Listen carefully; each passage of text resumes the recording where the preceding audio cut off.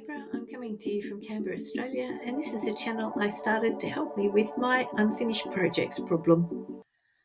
Hi, I had a comment about a month ago from somebody who's been viewing my videos. It was at Lisa Scenic. Um, and she suggested that I give you a slow pan over all of the blocks in some of the more complicated quilts. Some of the blocks are really interesting all in themselves. So that was a brilliant idea. So it's taken me a little while, but I have been working on it and I've done some filming.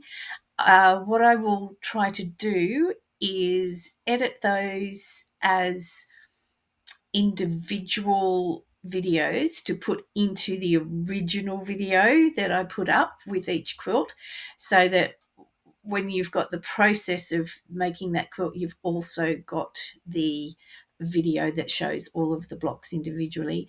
But I will just put it up as a video in itself. For the people who've already watched all of those previous videos and maybe don't need to revisit them just to see all the blocks. So I'll pop that up as well. So I'll get on with that now. This is one of my HST Obsession quilts. This one, it was blues, reds and golds. And I went as dark. Oh, there's some purple in there too. I went as dark as I could without using black. Not really dark as is usual in my quilts. But it actually, I really like this one. I have a bit of an obsession with HSTs at the moment. I do love the effects you can get with them. I have another African quilt somewhere that's all done with HSTs, and I truly love that one too. I'm trying to find a spot in my house where I can hang it as a wall hanging. But that's the blocks that went into that one. And I'm not sure if I gave you a good close-up look at the chook quilt. This is essentially HSTs again. What I did, I started out with very large blocks that were just scraps put together, trying to get my sewing mojo back. Didn't like them together when they were finished. They looked quite muddy. So I've mixed them with these larger bits of fabric that I really liked. So I cut out 16-inch squares of these, and I had 16-inch squares for the scrappy blocks, and I used one of those methods that makes, is it 8 HST blocks from the square, and then just put them together, and I was much more pleased with them then. And the colours absolutely went with the chooks. I'm just going to turn this around and get a bit more in. So,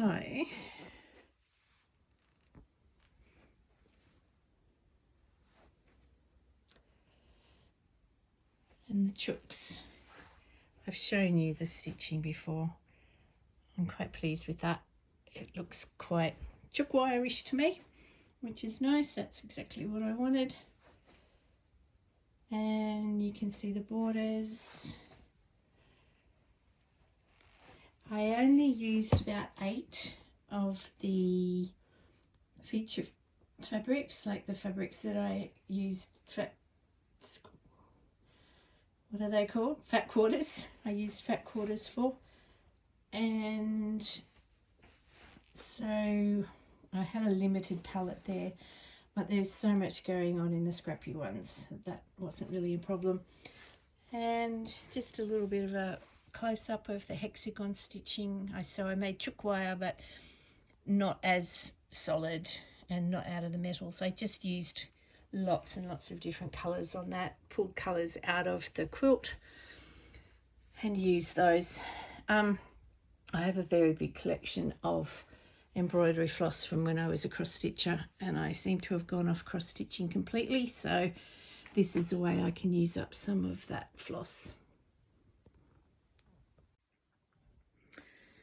This is the teddy bear panel quilt. They are all HSTs that are on the surrounding the teddies.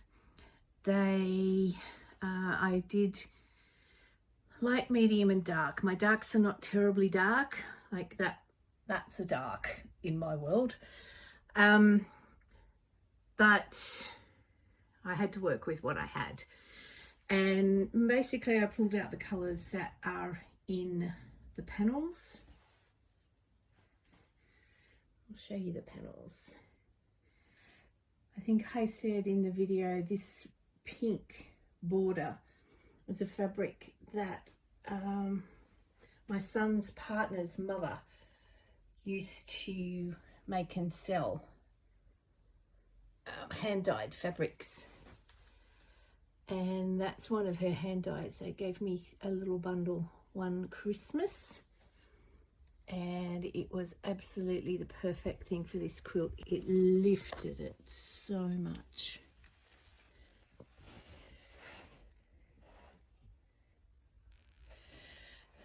So I've arranged them roughly by colorway, and when I was sewing together the blocks, the HST blocks, I did dark against medium and dark against light, and then medium against light. My steampunk quilt, it's I don't think the top is quite finished yet, but I think it needs to be bigger. But we'll have a look at the blocks that are in it, and I'm just going to hope that it stays sunny, because the lighting in this room isn't great, and I'm relying on natural light at the moment. I found lots of really cute steampunk fabrics, and so I really rather like the blocks in this quilt. I'm happy to show them off a bit. And this, of course, in the middle is the big panel that I really wanted to incorporate. It's a bit more steampunk than most of the blocks, but yeah, we live with that. My interpretation of steampunk, not necessarily everybody's. This is the Gnome Angel Kinship 100 Days, 100 Blocks from 2022. This is my second go at this. The first one has resulted in one African block quilt so far. This is my first Terry Blocks quilt, and this one's quite interesting. So I'll get pretty close for this because the blocks are like really quite interesting. They're an eclectic range of fabrics, and there's just anything in there. Whatever took my fancy to join to something else at the time, it's been done. And when you put them all together, if you take care with the arrangement, you come up with something that doesn't look like a hodgepodge of things chucked together and then put through a machine that stitched them together without looking at them. It's oh, there's a koala. It's nice to have a little Aussie animal in there. And I think I've got a couple of chooks in here too. I think I've said before that my sewing group or craft group is called the Chooks, and I do like to have a chook in something if it's appropriate. There you go, there's some chooks, more chooks. I've got Japanese fabrics in there. I've got African fabrics. I've got everything in there. And just by, I mean, in all of these, I haven't even got something, just the same fabric for the outside. Sometimes that's a hodgepodge as well. And I wasn't very good at sticking to colorways either with this one. I've tried to do that more with the one I'm currently doing.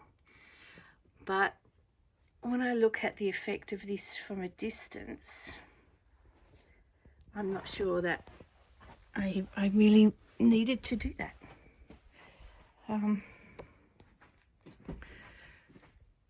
It just comes together and it looks harmonious. It's quite amazing to me, actually.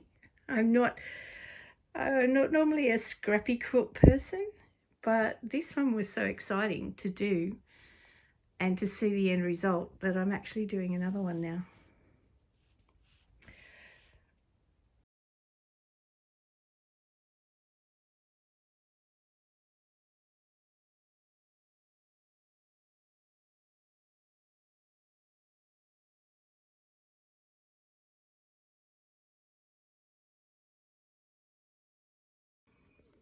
All right, this bit's on the floor. Okay. This one top is finished. It's all ready to quilt, but I've been having trouble sourcing wide batting. I need 100-inch wide batting. This is already, I'm going to go back to meters here.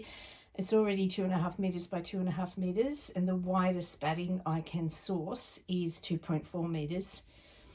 And I don't really want to have to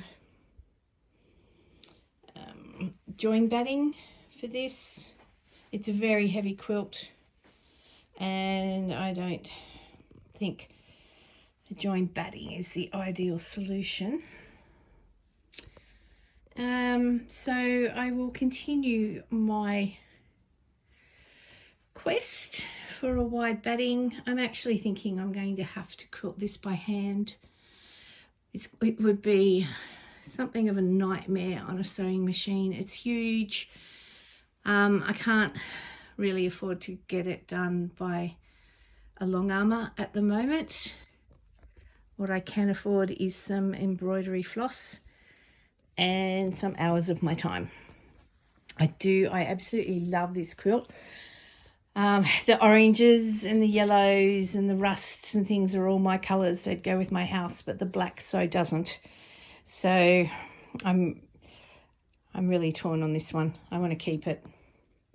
I might have to do some redecorating.